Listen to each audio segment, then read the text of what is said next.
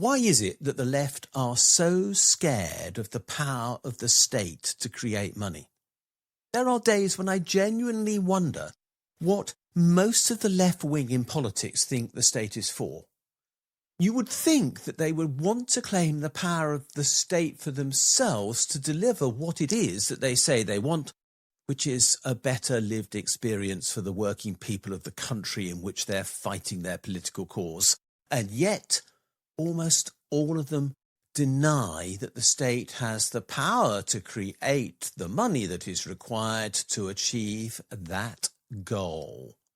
There is no indication on their part that they understand that the tool that they require to transform our society exists and is already available to them, and is simply the power of the state to create money at will and on its own command. Why is it then that the left are so terrified of doing this? And we need to talk about that, because this is really important for the future of politics, not just in the UK, where I'm making this video, but in other countries as well. The power of the state to create money is the whole basis of the authority of modern governments.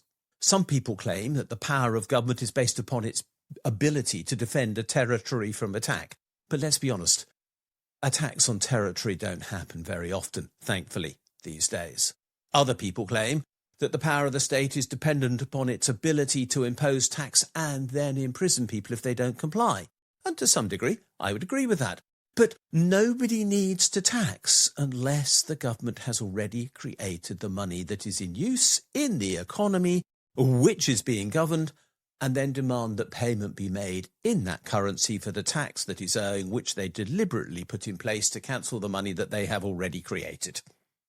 Therefore, the whole power of the state, in a practical sense, and in the way in which lived experience now reveals it, comes down to the fact that a modern government has the power to both declare a currency to be legal tender in their jurisdiction and to enforce that fact by forcing it into circulation by requiring that tax be paid in it, always recognising that they must create the money in question before anybody can use it, let alone pay tax in it. If the government does have this power to create money, it follows that it can fund health, education, care, the energy transition, infrastructure, and anything else that is necessary to deliver the well-being of people in the country in question, if it so wishes, and if it wishes to use that power in association with taxation to mobilise the necessary resources to do so. In other words, the whole foundation of democratic economic choice is based upon this ability of the state to create money in association with its ability to impose tax to recover the money in question from the economy to prevent inflation, but also, for example, to redistribute income and wealth. The left denies this. They seemingly want to deny themselves access to the most powerful tool that is available to them to deliver their social goals, and in the process, they appear to want to deny democracy itself. They actually sign up to all the prescriptions of the right. They claim that the government must tax before it spends. They claim that the government must borrow from the City of London or whatever the equivalent institution is in other countries before they can actually balance their budgets, which they think to be fundamental because they don't understand that money is a government creation and not something that the private sector creates and lends back to the government.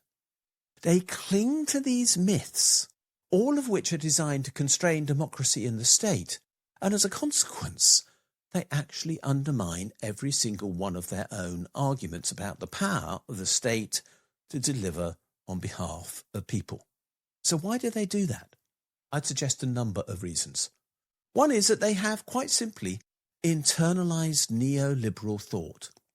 Most younger people, and most of the people who I hear talking about these things are younger, have been to universities and studied their subjects like politics, philosophy and economics, and all of those teach pure neoliberalism these days. In other words, they say a government must live within its means. Markets decide what is possible.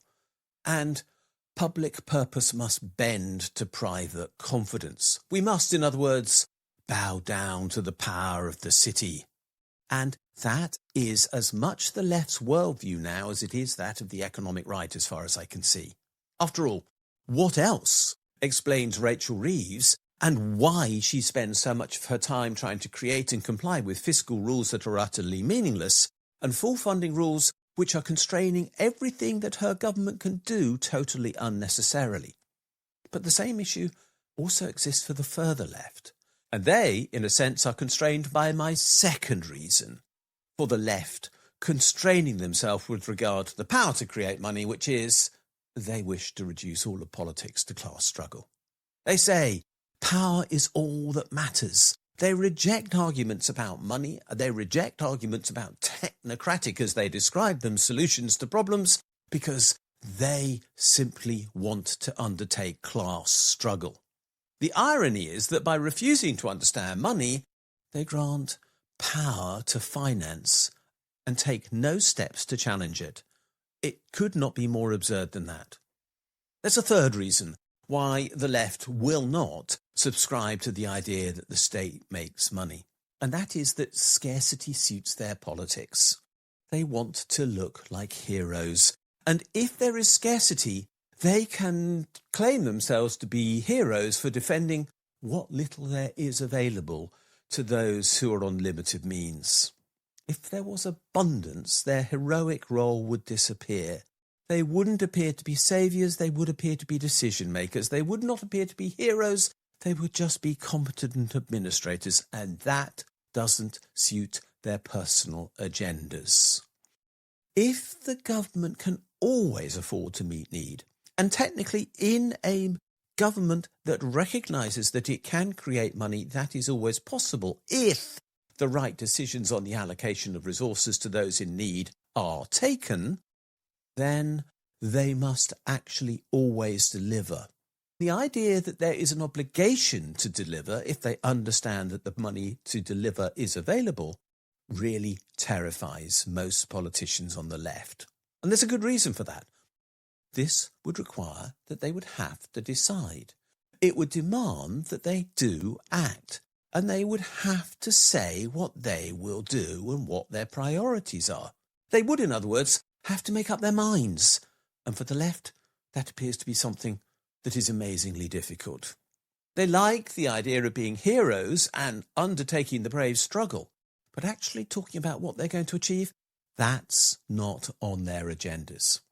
Instead, reason 4 for their failure to embrace the idea that the state can create all the money that it needs is critical. These people are petrified. They're petrified of being mocked by everyone from the Treasury through to the media and the NGOs that they work for not being credible by claiming that the money that is available to deliver the policies that they talk about is actually within the capability of the state to create. They would rather manage to decline respectably than actually advocate a truth that is in existence, but which requires them to disrupt the thinking of other people and to force themselves out of their comfort zones. They fear responsibility more than failure. They wish to look credible, and they don't believe that it's credible to claim that the government can create money, even though it does, every day, day in and day out. What all of these reasons reveal is one common thread, and that is fear. The left is frightened of responsibility. It's fearful of using power. It's afraid of being held accountable for real change. And they don't want to recognise as a result that the ability of the government to create money at will makes their excuses impossible. The reality is that if the government can create money when it spends, then unemployment is a choice, austerity is a choice, poverty is a choice, failing public services are a choice, climate breakdown by inaction is a choice. This is the reality, But the left would choose instead to treat the state as a household with a flag. They think it must beg from markets. It must prioritise private wealth over public well-being, and it must deliver balanced budgets even if lives are broken as a result. The left chooses to become the administrator of scarcity as a consequence, and that is capitulation dressed up as prudence. What would change if the left actually came to terms with the reality that the state can and always does create money? My answer is just about everything. It would be possible to invest in the energy transition at scale. It would be possible to provide care, whether that be social care or medical care. We could provide for people who need mental health support. We could educate people to their full potential. We could guarantee full employment by design. We could direct the economy to meet need and not feed rentiers. We could, in other words, build a state that cares. And that's a fact. Money is not scarce after all. The only thing that is scarce are real resources. Things like people, skills, energy, technology and materials. They are scarce, and that's why decisions have to be made, and that's what modern monetary theory, or just modern money if you wish to call it that, makes clear. What it makes clear is that decisions have to be made about what money will be spent on and who will be taxed to create the social outcomes that a government wants on behalf of the society that it represents. The role of a government is to steward resources wisely whilst managing inflation, the tool for which is taxation. What MMT asks of the left, then, is nothing new. All it's asking it to do is not be frightened of what actually exists. The left fantasise change and not real-world delivery, and that's what MMT asks it to change. It says the left should simply acknowledge the reality of the world we actually live in, because the tools that we need to constrain capitalism, to keep finance in its box, and to deliver well-being for people all exist, if only we accept the reality that the government is already in charge of money creation and taxation, and these are always going to be the tools that are available to it to determine how resources are allocated within society. Democracy already has the power to deliver what the left wants. It is the process of deciding how to use that power that is critical. So, it is time that the left stopped denying state power. It's time that they used it, because the greatest constraint we face is not money, it is fear. The left needs to stop being frightened of the city, of finance, of technocracy, and of the real power that money creation delivers. They actually need to stand up and embrace this power, because if they did, then they would be able to transform society on behalf of the people that they claim they want to represent, but right now are miserably failing. I am willing to take that risk to stand up to those who say I'm talking nonsense because I know I'm not. I am willing to say to the left, get on with this job of addressing the problems that we know we have. I am willing to demand real change. I just wish most of the left would come along with me, because if they did, we could have a better tomorrow. Thanks for watching this video. If you've enjoyed it, please do click the like and subscribe buttons, because they do genuinely help us spread the word on YouTube. As importantly, could you have a look at the section below this video where it says more, and there you'll find a link to my blog. And if you follow that for the specific link to the blog entry related to this video, you'll find a transcript of this video and lots of other related material, plus a ChatGPT prompt that you could use to write a letter to your MP on the contents of this video, which will turn you into a campaigner, which will be a great thing to do. Finally, if you do appreciate the work we're doing, can you think about giving us a donation? If you'd like to do so, there's a link below, or you can find one on my blog where there's a Ko-fi button saying, please buy me a coffee. Thanks a lot, and we'll see you again soon.